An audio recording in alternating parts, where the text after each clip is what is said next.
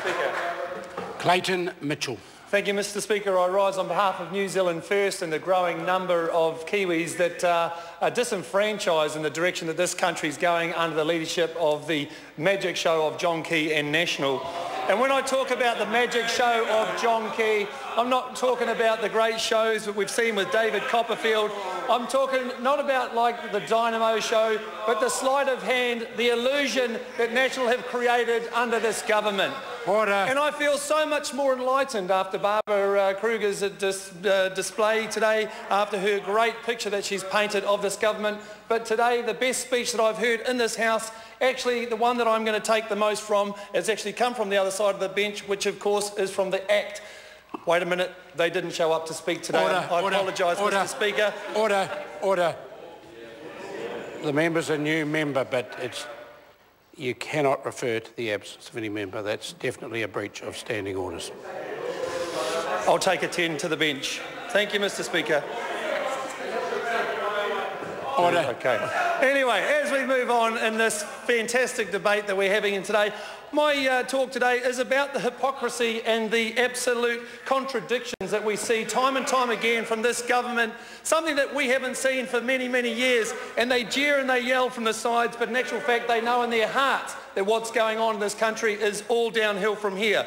We talked about the Employment Relations Amendment Bill, Mr Speaker, where this government took away the rights for meal breaks, scheduled meal breaks, which have now disappeared from the rights of all New Zealanders, something that we fought hard for to gain for all New Zealanders. And in the same breath, they're now putting in, through our select committee, the deal to do with Health and Safety Reform Bill, which is trying to, ironically, reduce health and safety issues for our workers of New Zealanders by 25%. And yet, over the hundreds of submissions that we've had, one of the major concerns that are coming forward are the concerns of the people's rights for that meal break. And we're not talking about the people like ourselves that stand up and waffle on from time to time. I'm not talking about the people that push pens around their desk that justify long lunches. I'm talking about the hard-working New Zealanders. Those workers, the people that are involved in our forestry industry, the people that are involved in our truck driving industry, the people that are our meat workers. The peoples whose lives, if lost, will change not only their own life, clearly because they won't have one, but the lives of their communities and their families. And the hypocrisy that this government can stand there and say... Again, I apologise for interrupting, but that is a word that will lead to disorder. It's been used twice now in the members' debate. I'd be grateful if it's not used again. Clayton Mitchell. Thank you again, Mr Speaker, for this clarity. I'm learning fast. I feel like I'm on a very high learning curve with elephant droppings there, Mr Ian Lees-Galloways. Thank you. So we're talking about those in our Transport and Industrial Relations Select Committee, but it brings me to some more issues that I've got, and we'll use the word contradictions, Mr Speaker, because that is far more appropriate. See, this is the sort of speed at which New Zealand First members learn in the House. But I have to say, we have some issues rising now where we talk about the buzzword of the 21st century, which is, of course, harm minimisation.